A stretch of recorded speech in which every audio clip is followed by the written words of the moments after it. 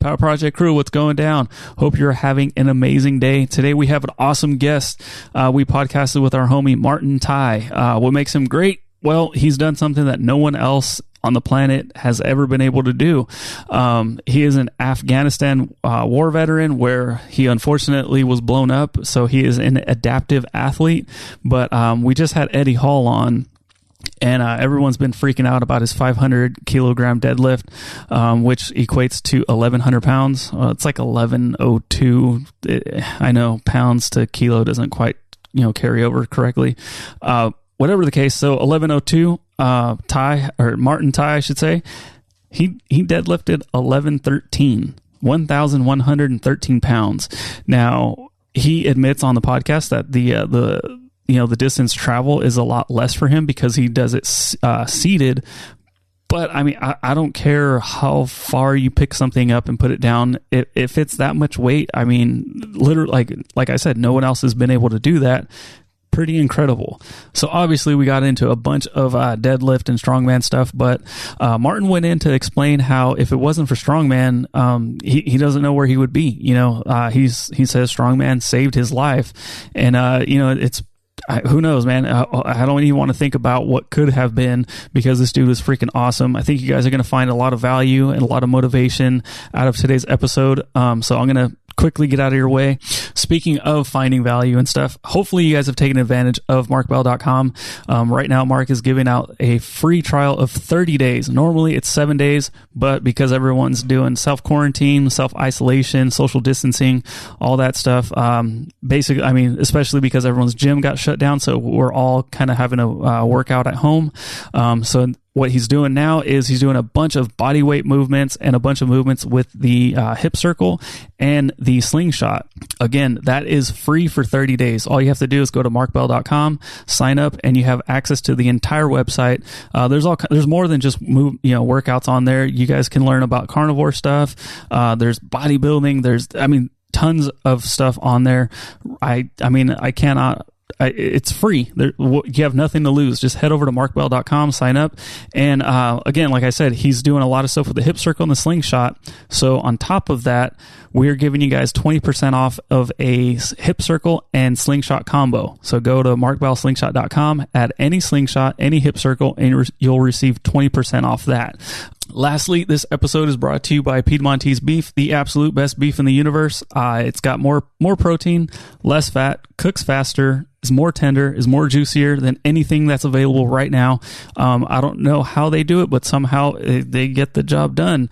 And on top of all that, they'll deliver straight to your door, so you don't have to worry about fighting lines or keeping 6 feet apart from everybody.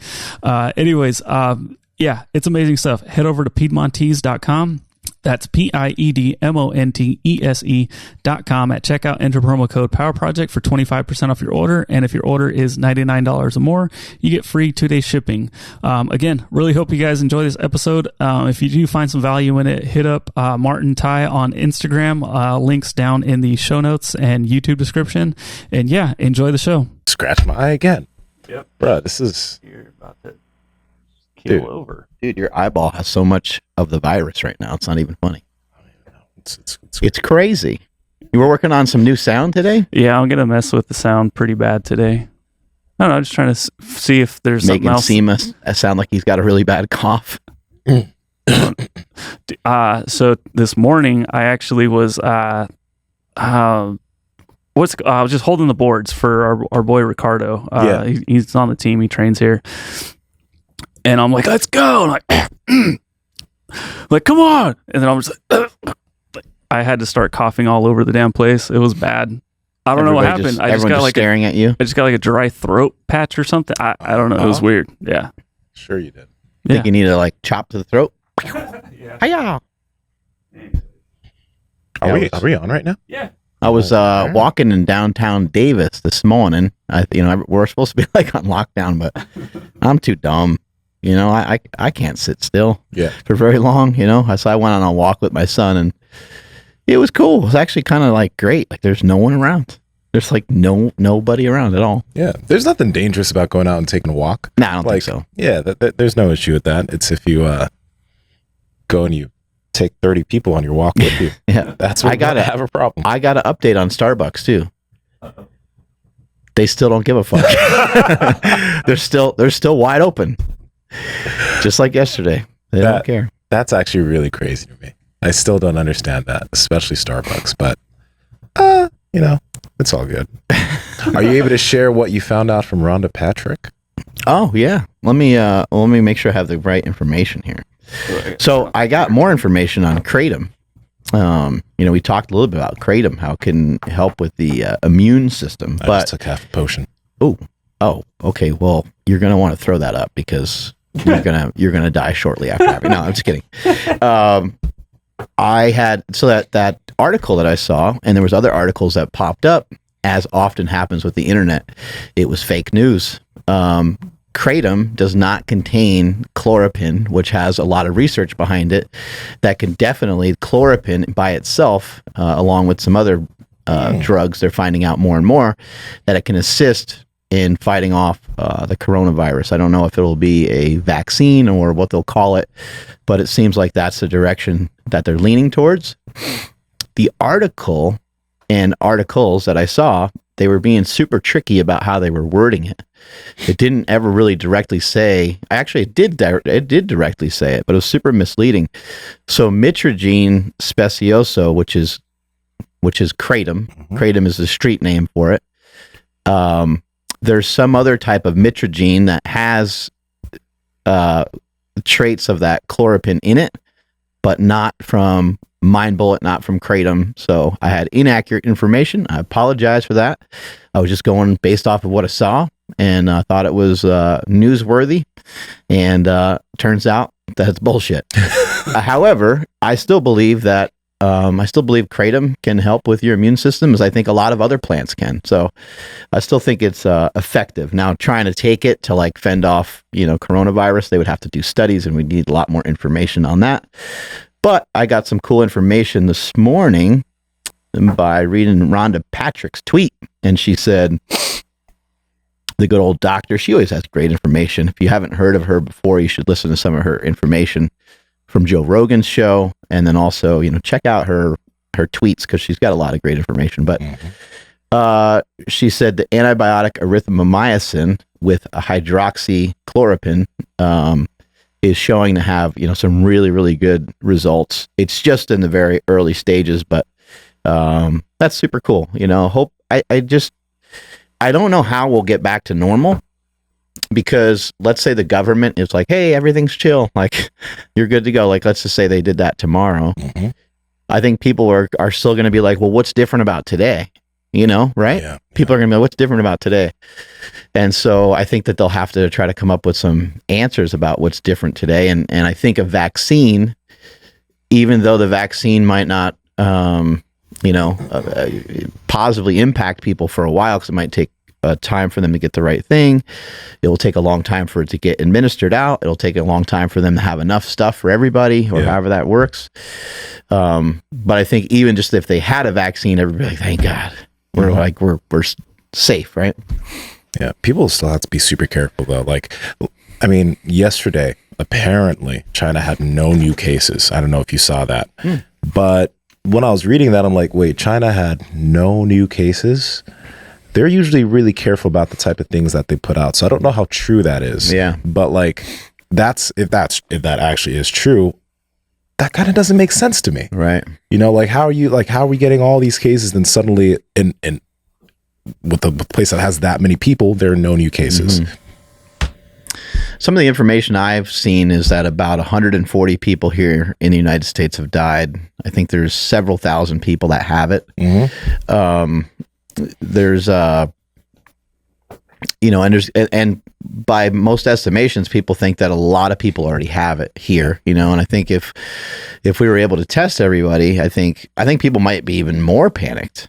If all of us here could very easily go get a test done, which I don't think at this time you can do that easily without like big lines and stuff like that.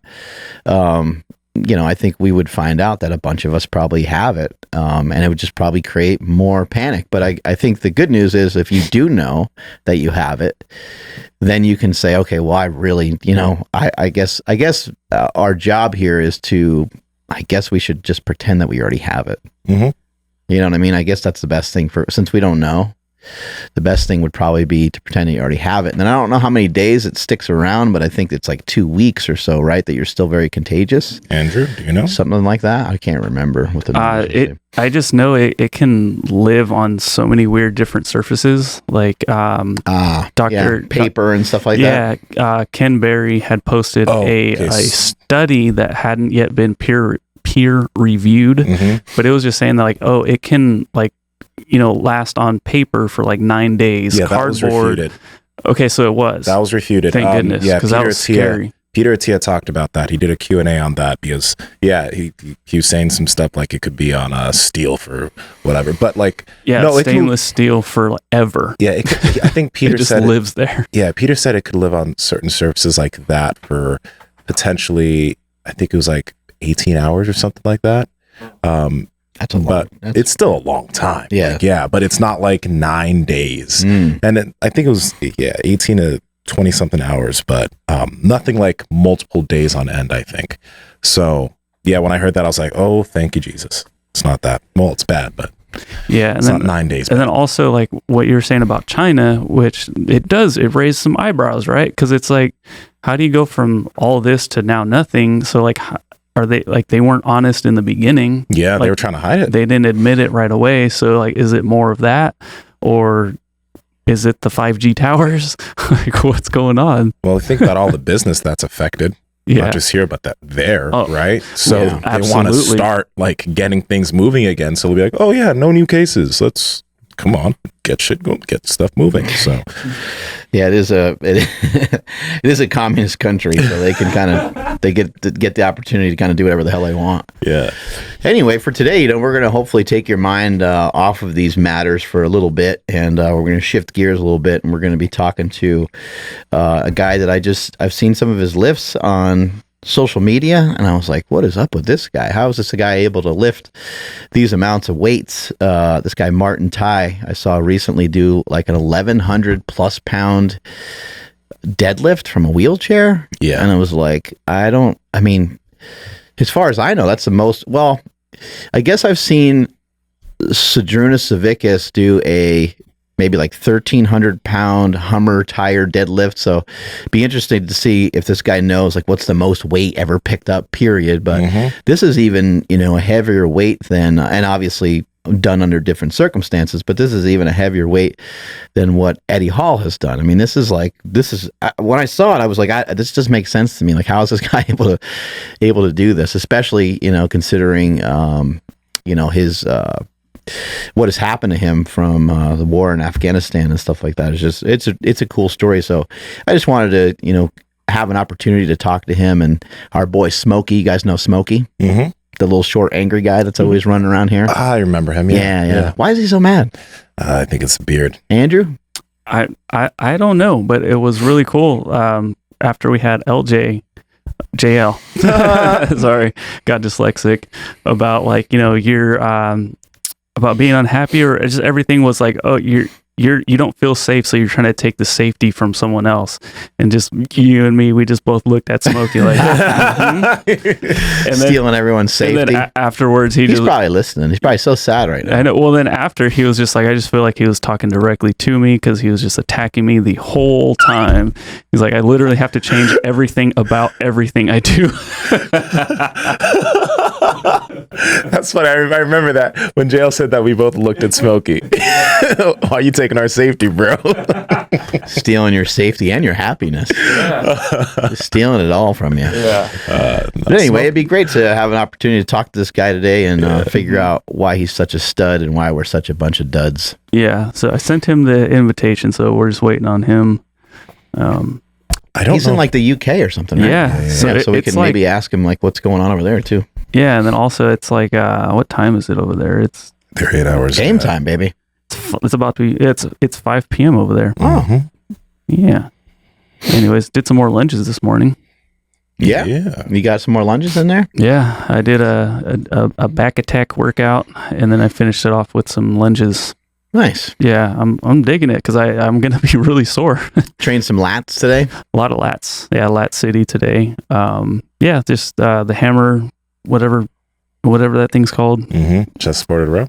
Yeah, there you go. And then the T-bar row, but I stood on the side of it and just pulled it with one hand. I really like doing those because like doing bent over rows heavy, like if I'm not careful, it really jacks me up. But if I do those, I kind of get the same feeling and it's not as bad. And then after that, I did also like the laying down pull-up type things. Yeah.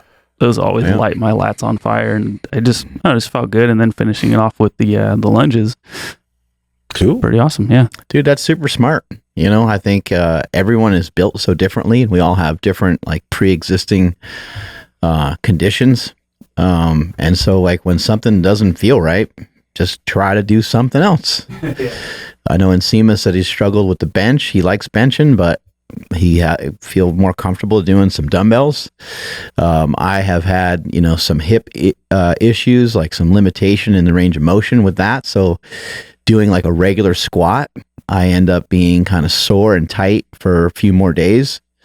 And I just found that box squats feel a lot better. So I do those, find stuff that doesn't hurt, find stuff that feels, it shouldn't really hurt. Exercise should not really hurt. I mean, as you're warming up, you might be like, that doesn't feel great. And on a scale of 1 to 10, there might be like a 2 or a 3 in there, here and there. But once you're warm and ready to go, there really shouldn't be muscle discomfort for sure. As you're going through reps and things like that, and fatigue, all that's very normal. But you shouldn't really have pain. I think people think, no pain, no gain. But the no pain, no gain is like, suck it up and do an extra rep. As long as you're able to still have good form and technique and you don't hurt yourself, then we're good to keep going. Yeah. And then I also like kind of working backwards, kind of pre-fatiguing things. So like I did eventually. I like that a lot myself. Yeah, I did eventually do the bent over rows, but I only did it with, 25s on the bar. So like I still got the stimulus, I still got in the work, but I didn't get hurt. And, like I didn't have to go heavy to really feel like I needed to. I didn't feel like I needed to go heavy to get the work in. I still think Nsima is disgusted by the fact that you only lifted 95 pounds on a bent over row. No. I could see it in his face. Nah. You can't hide it, bro. Nah. What I'm really impressed with is that you're doing the lunges every single time you work out. Yeah. But so I did the bent over rows in conjunction with some lat, whatever pull downs. I don't know what they're called. They're just you grab the cow udders and then you pull them. Oh yeah. Yeah. So I did milking the cow. So I do pretty much everything in at least two different movements. Wait, was this the big black ball? No, sir. Those are the Nsimas. Okay, I really need to ask, what prodded you to buy those handles? Did somebody give them to you? Like, no, I think I think they're like part. I think it was like part of we ordered like a handful of things, and I think that was in there. The big giant black balls. Yes, because I'm just like, who saw these and were like, this would be just really great. I mean, they're cool, but like you're just holding these two massive balls, and it's y'all just need to see it. There's a lot of weird stuff that goes on in this gym,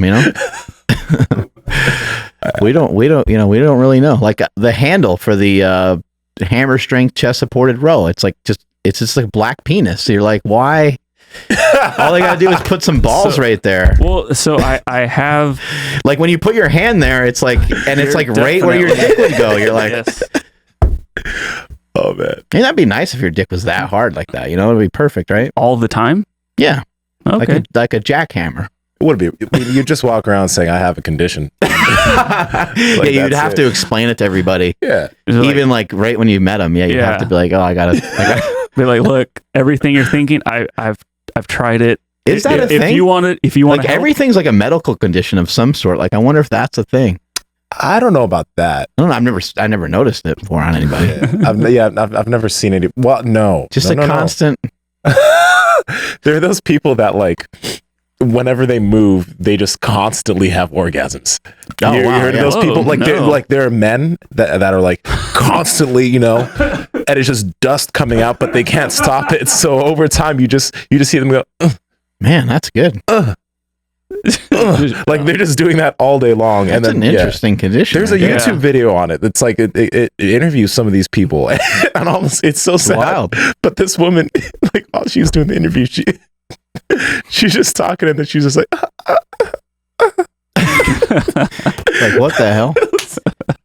Y'all need to go watch that now. I've trained women before where they're like, I can't do that exercise, and I'm like, oh, okay, well, we can progress into doing the exercise some other time, and they're like, no, like it's like embarrassing, I can't do it.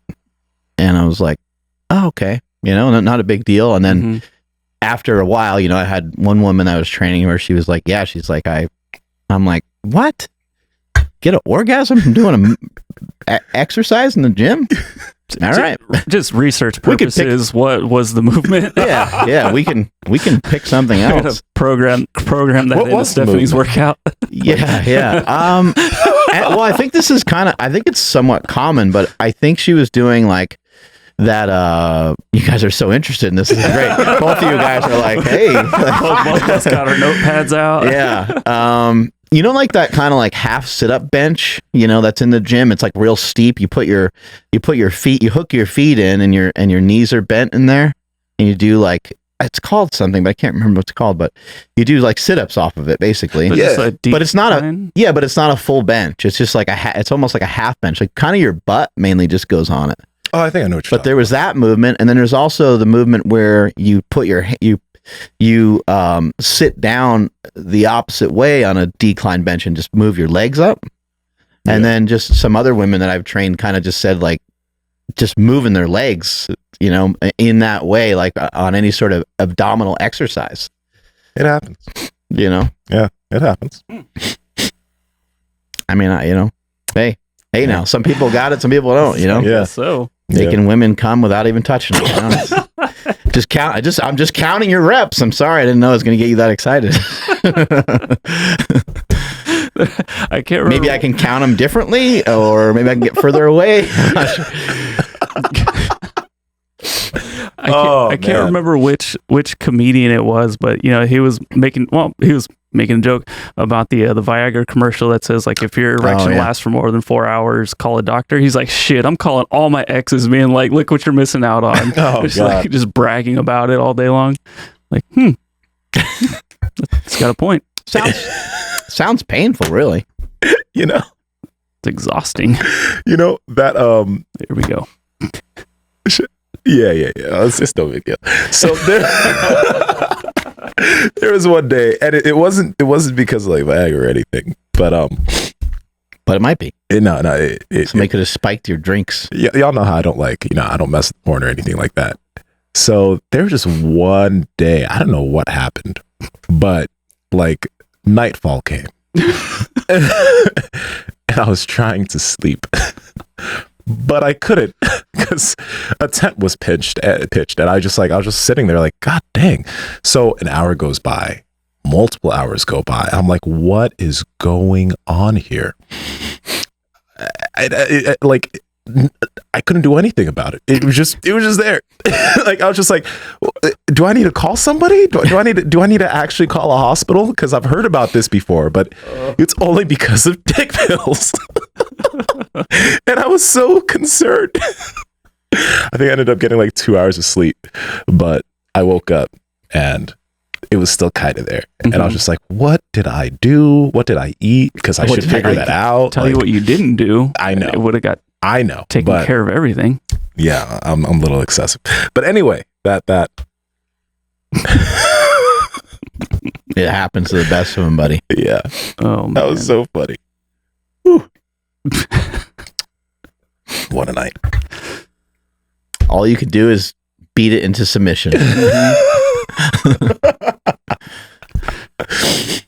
I'm just thinking, like, we have an awesome guest today, and this is the this is the intro. Yeah. Hey, but real talk though, I'm curious because at the Arnold, right, his world record for the Guinness Book of World Records was 505, 11:13. But apparently at the Arnold he pulled 550, which is 12:10. Shit. Oh my god. It's like, how the hell? And the world record was like 10 months ago, or when he pulled the 11:13, it was like, yeah. 10 or 11 months ago. So how's he getting an extra 100 pounds? What's this guy up to, man? It's insane. It is insane. He has a strong ass back and everything. Yeah, here it is. Yeah, May 20th. Some of this shit posted. Must get kind of confusing, like adaptive strongman. Like, I would imagine that, like, maybe you can't do as many movements, like he's able to handle certain movements, but then there'd be other things that he wouldn't be able to do, right? Mm-hmm. And that also makes me wonder in competition, because like they all have different, abilities, right? So how does that work with the injuries that some of them have? And do they just kind of pick? Do they kind of pick one movement to do, or are they able to sign up for like a full contest and be able to do multiple things? Yeah. I mean, it looks like he's got full capabilities of the upper body. He's very freaking jacked too. Yeah, he's massive. He'd probably do a lot of like shoulder stuff, I would imagine, but log pressing. Yeah, it must get complicated, man. Yeah. How the fuck how do you figure some of that out? Mm-hmm. With our boy Tyler here at the gym, watching him, do some of the stuff that he's been doing with jiu-jitsu and stuff like that. Watching him like even just use chains for pull-ups or something, like the amount of shit that he's got to go through just to even set that up is crazy. And then, every time I see him and, we're just training around each other, like I always I always want to help, but I always want to help everybody. And I don't know how much is like over like doing it, like I've helped him with like some of the barbells, like putting them like, cause those are fucking pain in the ass no matter what, you have going on. But I just like, like, hey dude, I'm just your gym like bro, like I'm not trying to like overstep or anything, but he's always so cool about everything too. So I think even watching him put weights on for like a bench press. Yeah. It's like,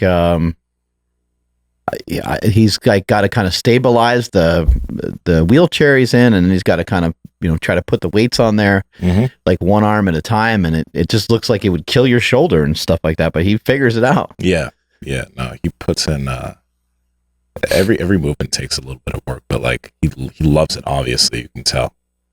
Man, that's a crazy ass amount of weight. I was thinking when I saw this, I'm like, could I do anything remotely close? Nope. Like I couldn't. Like that's. Again, I realize he's not lifting the bar very very high, but the hardest part of a deadlift is to break the ground. And there's not many people that have lifted anything over like, you get to like that 800-pound mark. It doesn't matter how you try to lift it. There's not a lot of people who've done that, whether it be, a deadlift from a rack or even like, the wagon wheels or something like that. Like, it doesn't matter how you try to do it. Yeah. It's going to be difficult no matter what you do.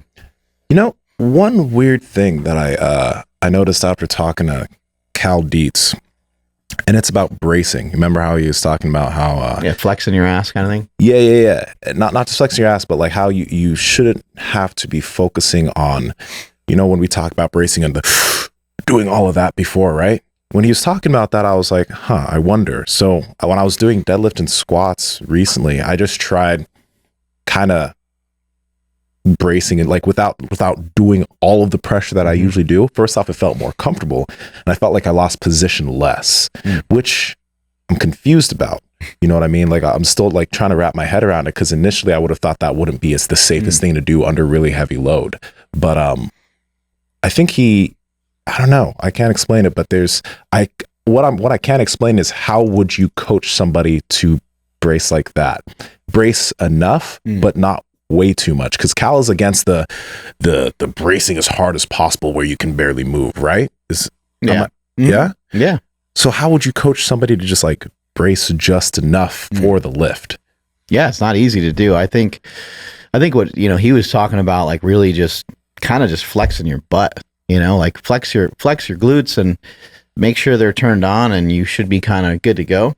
And I agree with that a lot. And I also have noticed for myself that squatting with my rib cage kind of down has been more conducive to me hitting bigger weights. And having your rib cage down and like kind of flexing your stomach, not really sucking your stomach in or anything, but just flexing your stomach like you're doing a crunch. That's always felt pretty good to me, as opposed to like trying to really take a lot of air in and really like, brace the belt so much. The problem with some of that can be like if you're trying to arch and you're trying to take air into your stomach at the same time, it's like kind of impossible. Yeah. Like you can't really, I can't really do it very well. Some of what Duffin talks about where you're trying to push out on the sides of your obliques, I still think that there's room for some of that. As you flex your butt and get your hips underneath you, I think you can still kind of poke your kind of sides out. You can push out on your like obliques a little bit. Yeah. But I would have to say that, yeah, the more that you're going to like bear down on everything, like the more you're probably going to shake and tremble. And it might be a little bit like bodybuilding, where the best bodybuilders, they can pose and flex and stuff like that, but they're not going to really, I mean, if they really have to, if they're trying to make every vein come out, they'll go drastic with how they flex. But for the most part, they do it pretty relaxed. And I think that's what we're trying to do when we're bracing in a lot of the lifts. Yeah. What's up, my man? How you doing, guys? Wow, that is a glorious beard. We have people here that would be jealous, for sure. Holy shit, man. Hey, it's great to have you on our show today. We appreciate your time. What's going on over there where you're at in terms of this whole coronavirus thing? It's going mental. All the schools have been locked down now. The gyms have all been closed. It's just going crazy at the moment. Are people buying up a lot of toilet paper like they're doing here in the States? Yeah, man. I don't understand that at all. Like, surely food's more important than toilet paper.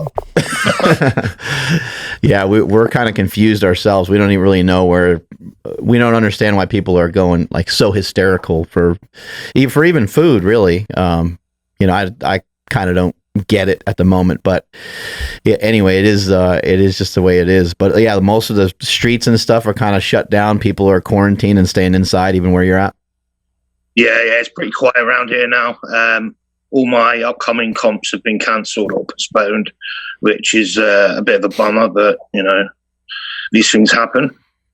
How are you able to pick up 1,100 and then more recently 1,200 pounds? I mean, how in the hell is this happening? Well, it all started a few years back when I watched Eddie do his world record of 500, and I just thought that was pretty cool. And then I got introduced to the disabled side of the sport, and the seated deadlift came in, and for some reason I just clicked. I don't know why. And then I trained. The first couple of years I weren't lifting very much, but then I just perfected the technique, and just hard training, and then just smashed it. It also smashed me as well. So I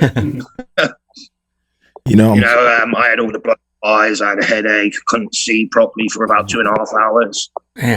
So it takes a big toll out of your body. How do you prepare for that? Like, how do you train to work with that much weight? So I train quite heavy. Obviously 5 days a week for about 3 hours, heavy weight. And then obviously the diet comes in. I'm about 8,000 calories a day at the moment. Whoa. God damn. Yeah. So, you need that. So in obviously in powerlifting, you want to try and get your weight down to push a bigger weight, but in strongman that doesn't matter. So you want that layer of fat to get that explosive power. So it's just a lot of eating and a lot of training, and I've trained up to the Arnold's. Went really well. It's the first time I've been injury free in 3 years. So it was pretty awesome. What do you think contributed to you staying healthy? With regards to what? Sorry. Just what led to you being healthy going into this contest as opposed to maybe previous contests? Was it your nutrition, your sleep, your training, things like that? So sleep's always been a bit of an issue with me. I'm an ex-serviceman who was blown up in Afghanistan. So I suffer with PTSD, so I have bad dreams and stuff. So sleep's always been an issue, and in the past I've let it take over. But for the last probably year, I've learned to deal with it a lot better now. My nutrition has been really good. My training's been really good. My aftercare, I've got awesome chiropractor, awesome masseuse on board that I go to. So yeah, just the whole package came together and it just went really well this year. In the there's a video I saw where you were talking about the initial Guinness record that you broke with the 505 kilogram deadlift, and you said something that I thought was really cool.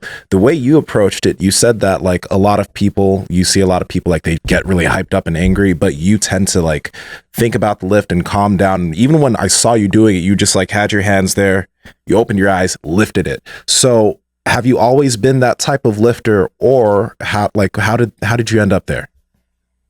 So it's a little bit weird. If I'm powerlifting and doing the bench press, I actually psych myself up for that, and I get really pumped for that. But going into a deadlift, I don't know what it is that happens to me, but I kind of almost go into like a state where all I'm thinking, I'm not looking at the crowd, I'm not looking at any officials, I'm just concentrating and I'm visualizing what I'm going to do to make sure I've got the right movement, got the right height.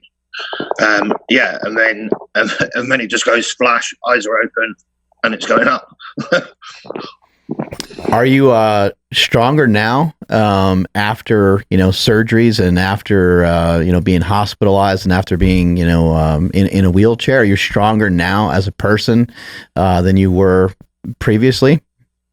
Oh yeah, 100%. So when I was serving, I used to box for the military at 83 kilos.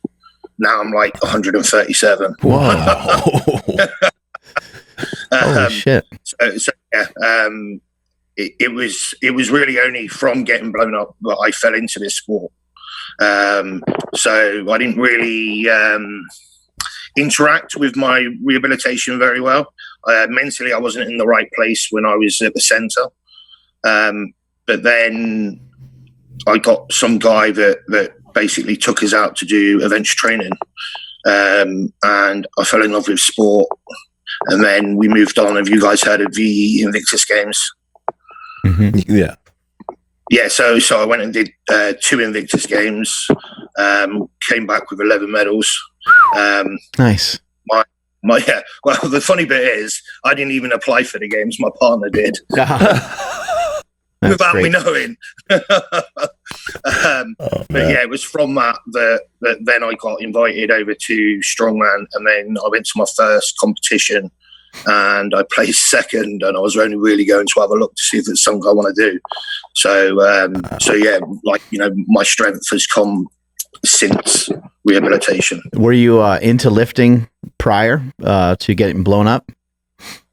No, not really. We used to mess about in the gym a bit, but nothing seriously.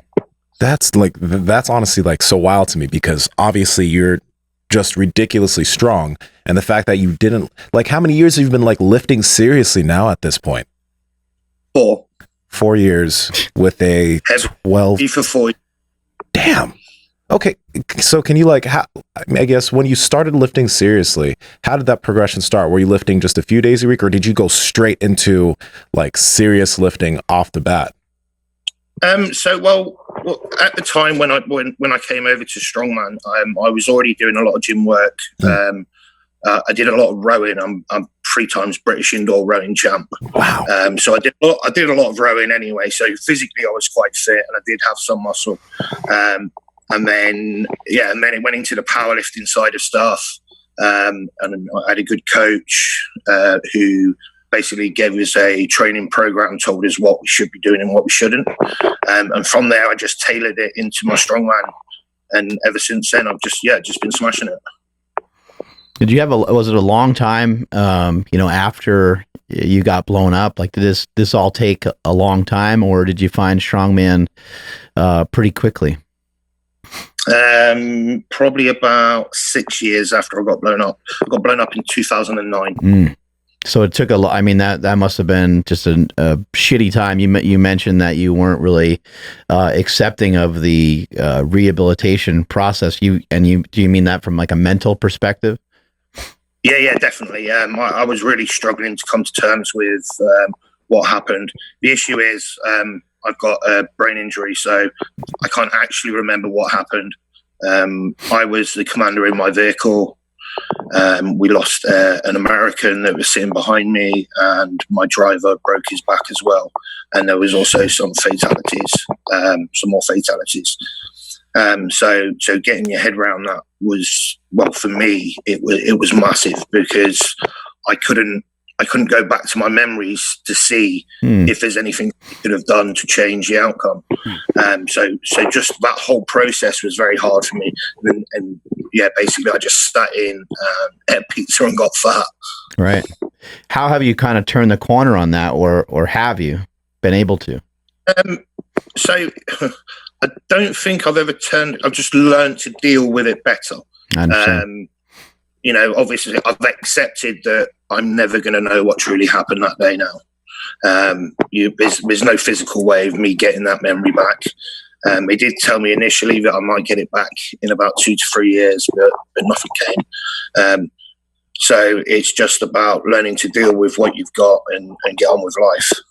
Have you ever considered like psilocybin mushrooms or anything like that to get in better touch with any of that, or you feel really strong and comfortable now? You're not really worried about it?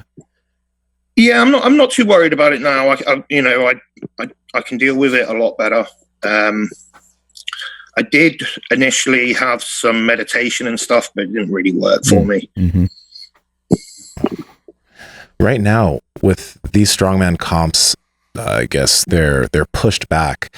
How's everything looking for you? Like, are you able to train at all? Are you legit quarantined also, like we are, where there's some gyms closed? So I think there's still a few gyms open. I'll find out on Monday. I haven't trained because I've had a few days off since coming back from the States, just to regather myself and stuff. Mm-hmm. But it is pretty crazy out there. I know there is still some gyms open, but I don't know which ones. Mm-hmm.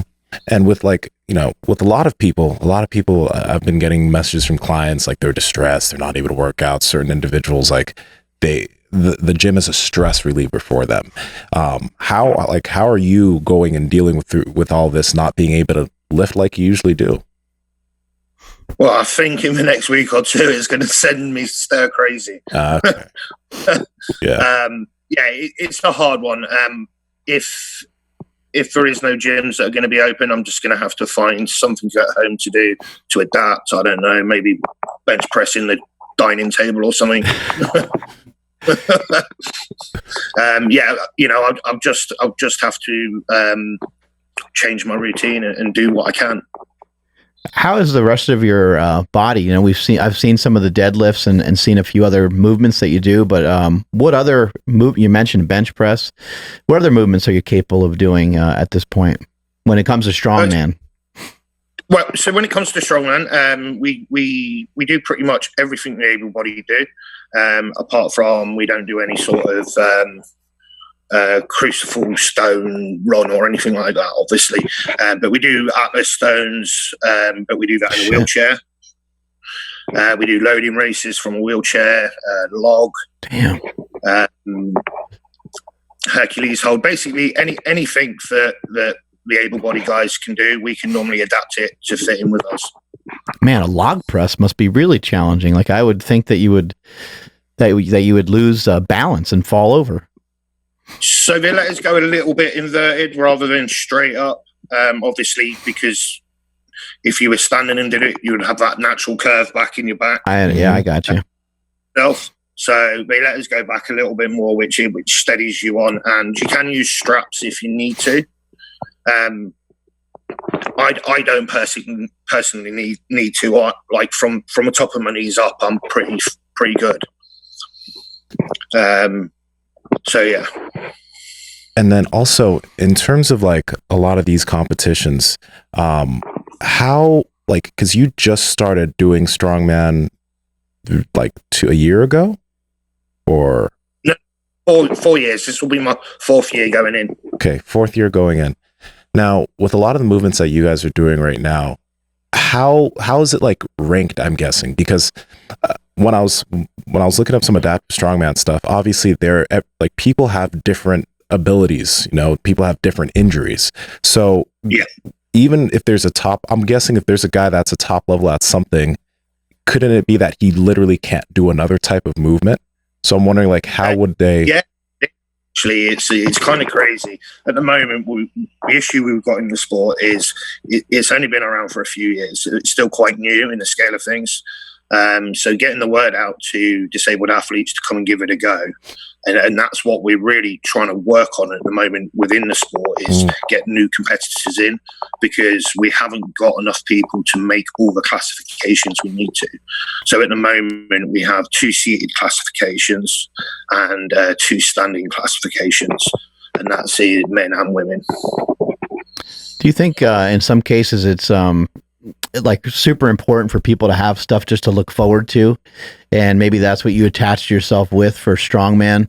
You know, just you used to box, you did a lot of rowing, you always had something competitive that you were into, and then you know, after getting blown up, you know, you probably went through some really hard times for a while, but then you found this new passion, this new thing that you could be excited about. Yeah, definitely. You know, I would probably go so far to say is, you know, the sport has saved my life. I would not be the man I am here in front of you today if I wouldn't have fallen into that. So it is massively important. Did you try other things first? Yeah, so I'm a disabled water ski and wakeboard instructor. Wow. And then so from that I went over to rowing, and then rowing did Invictus, and then on to strongman. And I didn't apply for Invictus this year, so I'm concentrating on the strongman. I always find that to be fascinating. Like there's a lot of people that we have on the show that are high level, and they typically kind of have bounced around from one thing to the other until they found the thing that like perfectly fit them, that suits them just right. Yeah, definitely. You know, although I did enjoy my time when I was rowing, it was always about watching your diet and all CV and CV, and I'll take a rain check on that one now. Well, I can eat well, press big weights, so it's a no-brainer. Well, then what is it that made strongman different from everything else that you did, including the Invictus Games? Like, what makes strongman so different for you? We basically so you don't see it as much in the able-bodied, but in the disabled side of it, we're basically one big family. You know, we're not going to sit there and wish people didn't make their lists and stuff. You know, we're screaming for everyone that's on the floor at the time to press what they can, even if it means that they're beating you. And just that whole thing blew me away, and how tight everyone is. It's brilliant. You mentioned, you know, how you struggled with kind of accepting what happened. Do you help a lot of other people that have had, you know, PTSD and things like that now? So I never got into sport to inspire people, but recently I've had an influx of a lot of messages off disabled people which said, you know, you've really inspired me. You know, I'm going to get off my arse and get to a gym now. And yeah, it's a pretty cool feeling to have. And also we're trying to head up at one of my gyms to do a Pacific PTSD course, just to get the guys into the gym, lifting weights. Doesn't matter what weights, just any, because getting them out the door is 90% of the battle. You know, when we had Derek Carver on, we asked him, because he was saying that here in the US, a lot of vets don't get the help that they need after situations like he went through. Now, with situations like PTSD or the other types of problems that happen after, you know, horrible events like that in the UK, is there a lot of help for vets like yourself? Not a massive amount, to be honest. We're still a little bit away behind you guys. There is, so basically when you get discharged from the military, that is then we don't have anything else to do with you now. So then you go into the National Health Service, which means you're on waiting lists. I've been waiting for back surgery for about 6 months now, and I got told it was going to be 18 weeks. So, but psychiatrists and stuff are available, but they're through the National Health Service. They don't know what they're talking about when it comes to combat-related issues. What's the bench press at? So I've written it down. I've converted it for you already. Thank you. Yeah, you knew it was going to be asked, huh? But 485. Nice. God. It's not so. Yeah, that's got to be. Wow. That's got to be tough. And then I want about 5. So. And then, as far as your lower body is concerned, do you have any usage of your lower body, or? Yeah. So when I'm at home, I do walk around with walking sticks. Basically, what happened is, so I've got no feeling from my knee down in my leg, but they still function. And the issue is, I used to be on my feet a lot more, but I kept falling over. And then I'd end up going to hospital, so it wasn't worth it. Yeah, it looks like your legs still have some pretty good size to them, right? Yeah, because I'm not paralyzed. Okay, I understand. That's the difference, because from a spinal cord, that blocks everything, so you get muscle wastage. So although my legs are quite big, I would say, but they're not strong, they're just big. But yeah, it's sensation really. So you probably, I'd imagine, you have to get up and you have to move a little bit to try to keep them healthy, I would guess, right? Well, this is a battle I have, because I also have arthritis in both of my knees now. Oh shit! Surgery. So I'm trying to move, but there again, I'm trying to rest at the same time. So it'd be a bit challenging some days. You know, what's so wild? You said that you've been waiting for back surgery, right? But you also just pulled 550 kilos. So I'm like, what back surgery are you waiting for? So basically what they're going to do, they're going to burn all the nerve endings off in the base of my spine to help with the pain issues I've been having. So it's not like a massive operation or anything. But I was hoping to have it done before the Arnold's, so I wouldn't be in pain, but it didn't work out. So, wow. When you're doing all these lifts, that I'm curious, like, are you in pain when you're lifting too? Like, no, not at all. I don't even know how to explain it.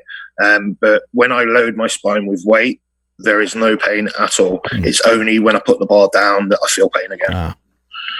Yeah, it's a bit weird, but yeah. What initially got you motivated? You know, you mentioned that somebody exposed you to some strongman stuff, but like, what was kind of, you know, for someone else listening to this that's just not very active. Never mind whether they have some of the things that you have encountered, but like they're just in a slump. They're not in a great spot. Like, what was the thing that was kind of the turnaround where you're like, I got to go try this, right? And then, but beyond that is, I need to do this again. Like, shit, I need to do that again. That's awesome. I got to keep doing that. I got to keep going back. Yeah, the gym's a bug, isn't it? Once you get in there, you get hooked on it. And like I said before, your first step's always the hardest. So to get yourself in the gym to start with is a real big challenge. But once you're in there, and then you just start, like, don't try and go and be a hero straight away. Just do some light work, look at other people training, try and incorporate some of that into your training. And then within a week, you've got that bug. And then there's no doubt, I have to go to the gym. Did you end up going to a strongman gym kind of right off the bat? Is that how you got exposed to it? No. So what it was, we were at an Invictus training camp, and one of my friends had one of his friends come along, that competes as well, and he saw the size of me, and he says, like, dude, you've got to do this. And I tried to put him off for ages because I couldn't really be bothered. I didn't think I'd like it. But he kept on bugging me, so I was like, all right, I'll come. So yeah, and then after that one comp, I was like, I need to be doing this. With like, I guess the uniqueness of strongman movements, right? Like strongman isn't like normal lifting. It's I feel like it's more complex than more typical lifts. What drove you to continue dealing with the frustrations of that? Because you guys are moving stones, and especially like, you know, you're having to do things in different ways. Was it the complexity that got you so like hooked to it, or what exactly was it? I think for me is I wanted to show the world that I don't want to say it, but I'm not disabled. I want to show the world that, you know, I can lift with all the big boys. And just because I'm in a wheelchair, that don't mean anything. It's hard to explain, really, but I always tell my friends this. I went into the gym one day and I was doing some bench warm up, and we had a young kid come over and said, "Do you want to hand me some of these weights?" And he started taking them off, and I said, "No, you need to keep putting them on." And then when he saw me, he was like, "Whoa, shit!" And that feeling there, that's amazing. You know, like for me anyway. Do you make fun of Eddie Hall because you lifted more than him? I haven't spoken to him actually since we got back. But yeah, we're gonna probably have words at some point. No, all seriousness, it's not the same as a standing lift. I've never said it is. You know, they're both very different. Right. And you know what he's done is amazing, and no one can take that away. I think he was sitting like he was the one that was like sitting across from you. Does he judging the lift when you did it? So what was that like? How did that whole experience go? It was pretty cool. I met Eddie the first time Arnold's last year, and that's when I did a 501. And he was meant to be there for the lift, but Eddie being Eddie came late, so it was just after the lift. So I've been talking to him. I was speaking to him for the rest of the year, and I was like, "Oh, it'd be awesome if you're over there." And yeah, we just managed to sort it out, and I think that's what, you know, the lift was just as much for me as it is for the sport. And I think having the able-bodied guys around us is only going to elevate us and bring our sport up to the standard of the able-bodied. Has it elevated your game to, gain some popularity and to like be on social media? And I would say that you're like now in like a leadership role. Like a lot of people are looking to you for inspiration and motivation. Does it kind of keep you on point with like doing better, like eating better and training harder and stuff like that? Give you a little extra boost? Yeah, definitely. You know, like it's for me, it's amazing when people from social media just say, "Look, we saw your lift and we were blown away. You're doing awesome," and that for your self-esteem does a lot of stuff. And yeah, you know, every time something like that happens, I want to just push and push and push. I want to hit these boundaries. I want to find out where the end game is.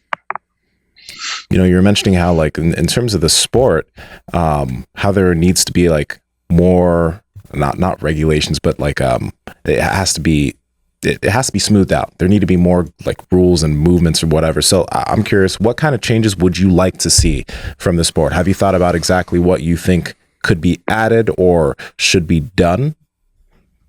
Yeah, I'd like every event to be with deadlift max rep.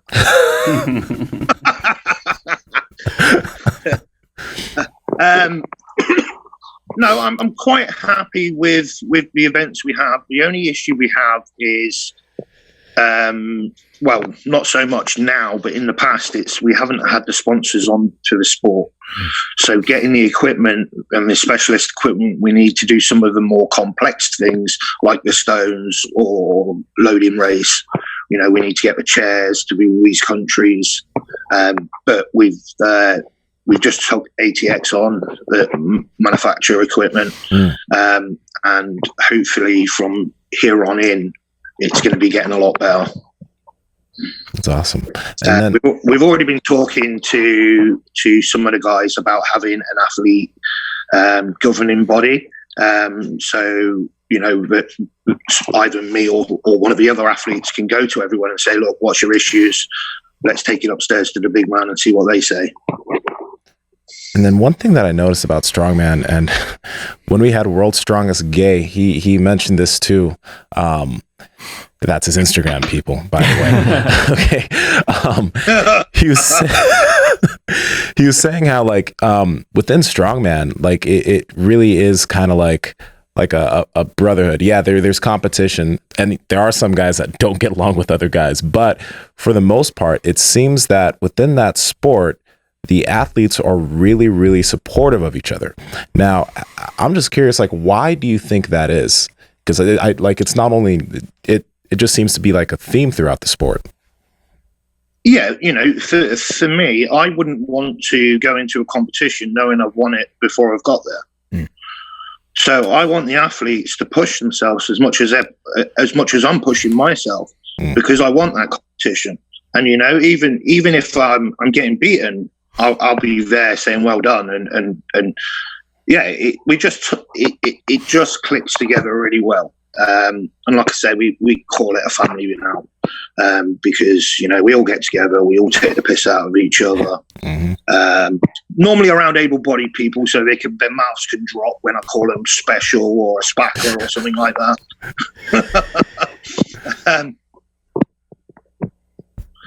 With 8,000 calories a day, like what are you consuming? What am I not? The whole fridge. So breakfast, maybe do some eggs or some cereal, something straight in, straight out kind of thing. And then yeah, you want it in, you want it out, basically. Yeah. That's the way you need it. And then, so I split between about 6 to 8 meals a day, depending on what I'm doing. And you know, that's also bringing in my nutrition side, so my protein shakes as well. You know, one of my protein shakes is 1,000 calories alone. So, but yeah, it can be quite challenging eating 8,000 calories a day. Sometimes you just don't want to eat, and like for me, I hate eating before I work out. It just makes me feel bad. But you have to do it. The group that you train with, is it a mixture of adaptive athletes and regular strongman athletes? Nope, just me. Basically, so I go to 3 different gyms. One of them is Pacific Strongman Gym, which I do get guidance with if I'm not too sure about something. But the rest of it is self-taught, and I've trained myself. Wow. Do you have to have a certain kind of car or anything like that, or certain things adjusted to your car for your condition, or no? Yeah. So we basically, they're called hand controls, and it's basically a lever that you pull and push. So you'll pull it to accelerate, push to brake, and then a steering ball on the hand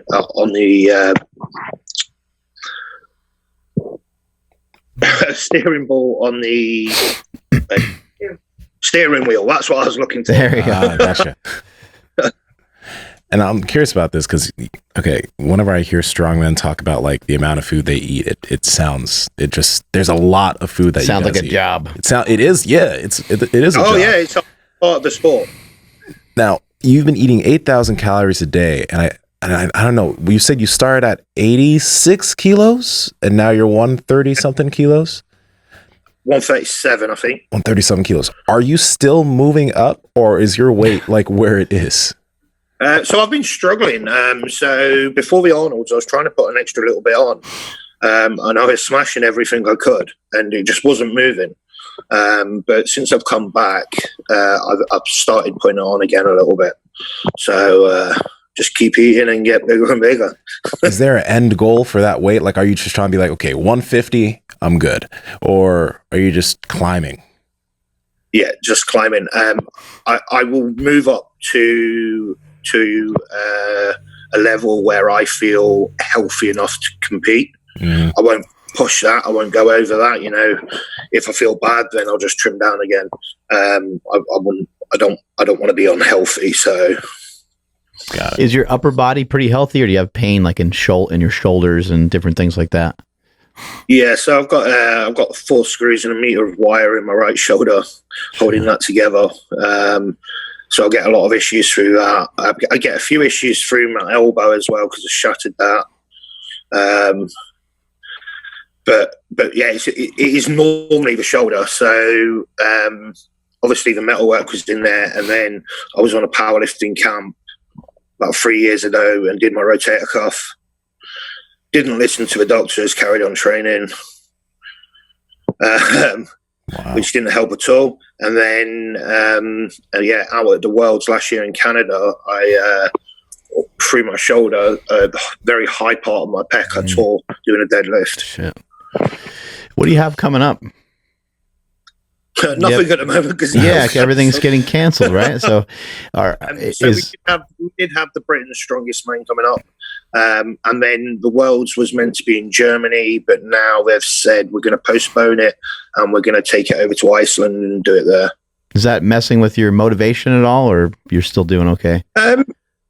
No, for me, the Arnolds and the Brits were a little bit close together anyway, so it's given me a bit more breathing space, so I can get a good, so I can get my prep sorted and go into it strong. I'm curious how you fight giving yourself excuses, because you just mentioned you had a shattered elbow, but you still bench and press like crazy, and you've had other injuries you had to deal with, and a lot of people that don't have just nearly as many things that they had to deal with always give themselves excuses for why they can't do something or why they shouldn't be doing something. Did you ever fall into that? And if you did, how'd you combat that? Well, I probably did very early on when I fell into that depressive state. But yeah, I don't really give myself excuses now. I know I'm going to be in pain. I'm going to be in pain every day for the rest of my life. That's just the way my injuries are. So rather than sitting down and sulking about it, you've got to get on with your life at some point. And then you just drive through that and you just get on with your life.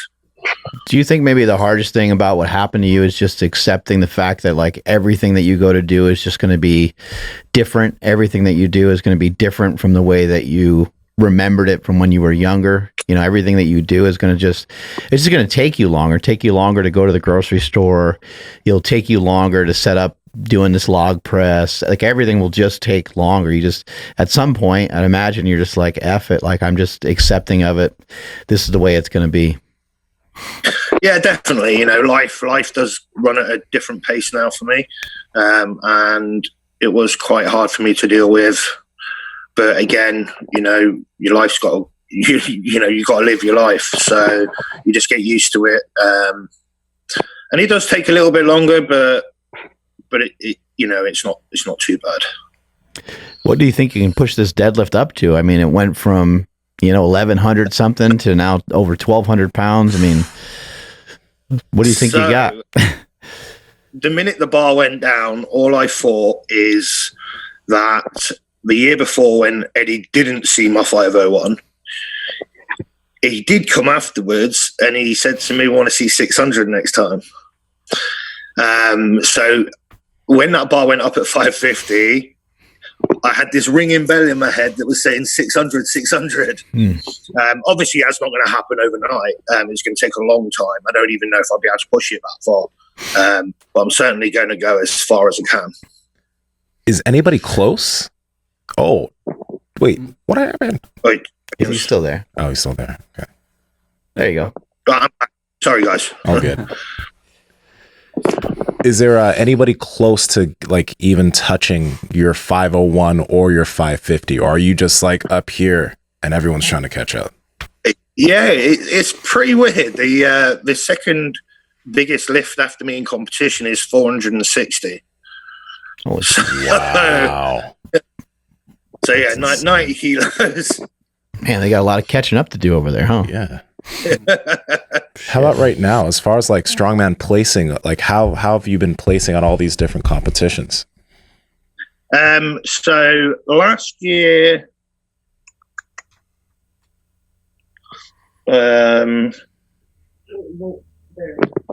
yeah, so I didn't win the worlds last year. I came fourth, but it's because I injured myself in the first event doing the deadlift where I tore my pec.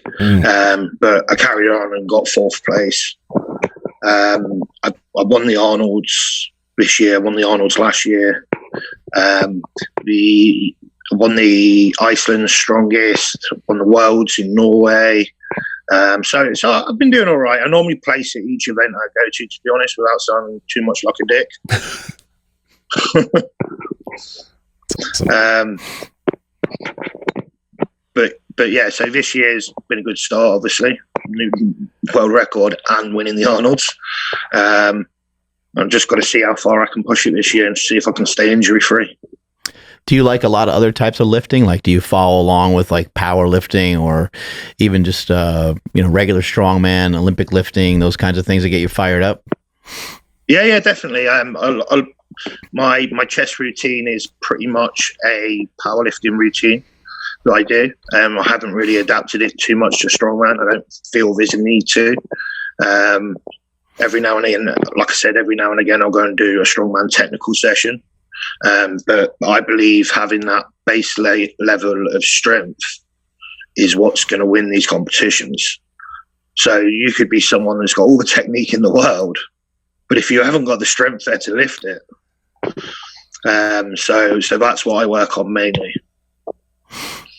Are you right now close in terms of like any other records? Like, are there records as far as the log press for adaptive strongman or any of these other lifts, or not really yet?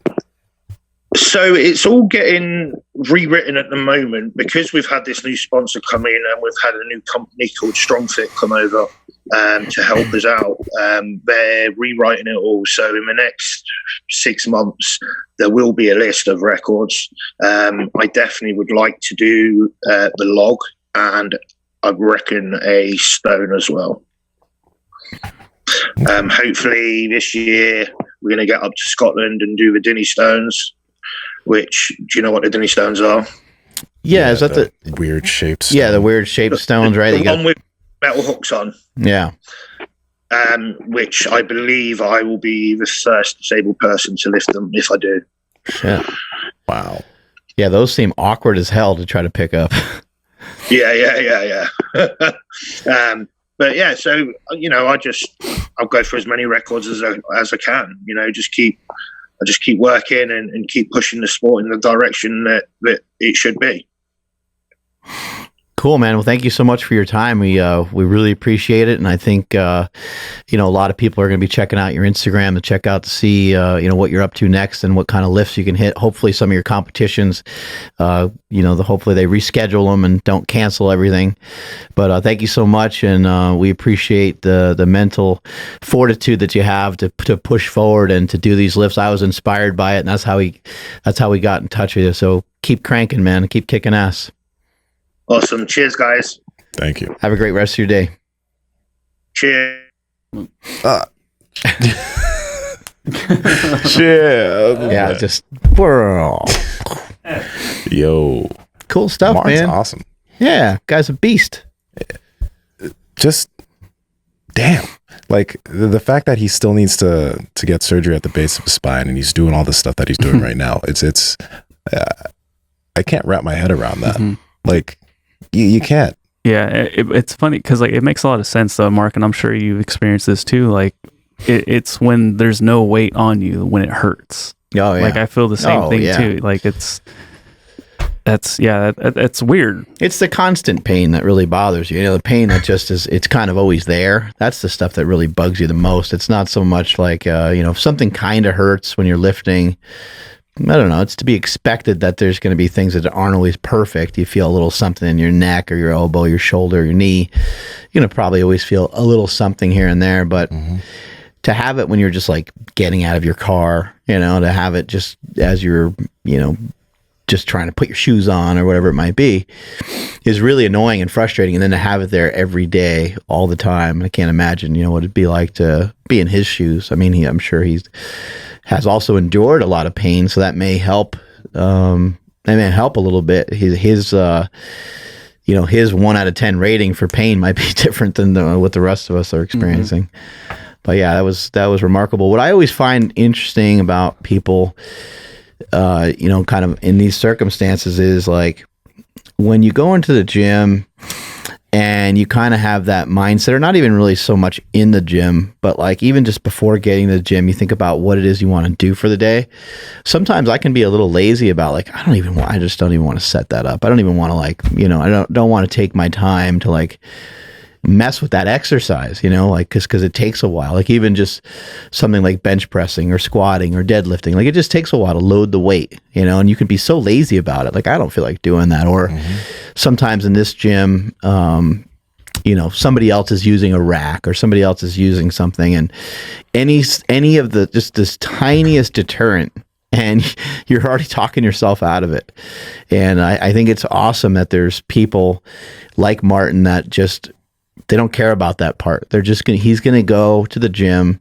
He's going to do what he's scheduled to do. He's going to get it done. And he's just accepting of the fact that, hey, it just takes time. It takes me longer to set it up than the next guy. It doesn't do me any good to sit over here and complain about it because I have a certain amount of work I need to get done. So I think it's a cool attitude to have. It is. And I think the really cool thing too is like, for the things that Martin's doing right now, things that Tyler's doing, the things that Derek Carver's doing, there's no roadmap for it. Like you were saying, we go into a gym and see something, feel a little uncomfortable, you don't do it, right? But those guys, like, they have to experiment with almost everything that they're doing right now. They're like, they're figuring out what works. And I feel like a lot of us have in some situations, we kind of just like, unless it's something shown to us or unless we have a roadmap for how to do it, we just don't give it a shot. Right. We talk ourselves out of it. And to have the mentality that they have would be just that would change everything for a lot of people. I think so. Andrew, where can people find you? You guys can hit me up on Instagram at I am Andrew Z. Please make sure you're following the podcast at Mark Bell's Power Project Podcast. That is also on Instagram. TikTok and Twitter is at MB Power Project. And again, I don't know, people still keep commenting nice on a lot of our videos on TikTok. Nice, bro. I don't know where it came from, but it's happening. LinkedIn, Facebook, YouTube. Thank you everybody that's been rating and reviewing on iTunes. It helps us out a ton. Really appreciate that. Nsima, where you be? Nsima Inyang on Instagram and YouTube, and Nsima Inyang on TikTok and Twitter. Mark? Did you guys see that roast that I cooked up? That made, I was going to say something nasty, but that made you spooge all over the place? It made me a little wet. Let's see. It looked so good. Like just it just looked big and so thick. Thicker than you thought. And that was a Piedmontese chuck? Thicker than hell yeah. Yo, I was like, that, oh my God. That thing was fat. You know what though? What's this though? Ooh. This looks cool. I got all excited. I thought it was nachos because it was yellow. Just anything yellow's nachos? No, because it looked like it was like yellow. Like, yeah, look at that. You just automatically think of nachos. I love it. I do like nachos. I know this. I have a client though that got some Piedmontese, and he said he got his whole family on it too. And he was like, first off, saying how tasty the meat was, and his whole family loves it too. So I'm just loving how we so many people are just loving this meat, and that, oh my God, smoking. That looks how compared to your hand. How big is that chuck roast? Like, is it? Oh, thing's massive. It's massive. It's like it's bigger than two hands, put together. Yeah. Wow. Dang. Yeah, it's a fatty boombalatti. It's a fatty. Yeah, it was really good. I always throw down some bacon grease just to make it more yummiest, extra flavory. Well, I just like to. I don't know. It doesn't really need it on there, but just having that extra fat down, it helps you kind of grizzle up the outside of it a little bit easier. Yeah. Last night, so remember how I was saying, like, I went to Costco and the ground beef was gone. So I'm like, well, shit, I'm here. I already probably contracted the damn virus. I got to get something. So I picked up some New York strips, cooked those last night. I'm going to have to throw them away. Like, it's not even close how, they don't taste as good. No, I mean, it almost, like, it tasted kind of like, I had a hard time eating it. like in comparison to like what we have at Piedmontese, I was really, you know how frugal I am, and I'm like, I'm gonna eat this, but I'm not happy about it. I hate that. I hate when that happens. And I'm like you mess up cooking something, or you just have not good quality food. And you're just gnawing on it, and you're just kind of pissed at yourself. You're like, how did I get myself in this predicament? So bad. You go to a restaurant that you really kind of didn't want to go to. That's the worst. That puts you in a grumpy mood. You're like just eating it. And you're like, yeah. What about like you have your go-to at the restaurant, and you're like, you know what, I'm gonna. Oh yeah, I'm going to step outside the box today. I'm going to try this, and you're like, I should not have done that. It screws you every time. Yeah. Don't make the same mistake I did, guys. Head over to Piedmontese.com. It's PIEDMONTESE.com. At checkout, enter promo code PowerProject for 25% off your order. And if your order is $99 more, you get free 2-day shipping. Although they did say that as of right now, like it's possible because everybody's ordering food, having it delivered, that they might not be able to hit that 2-day mark. But they said like no more than a week.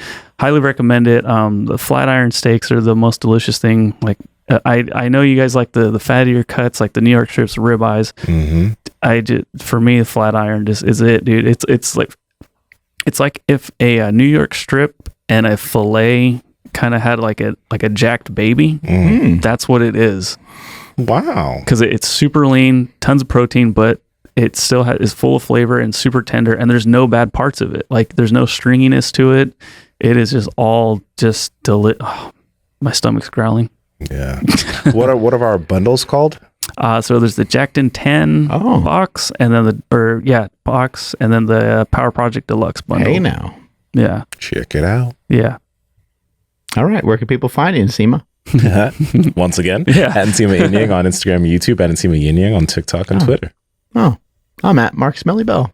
Strength is never weakness. Weakness is never strength. Catch y'all later.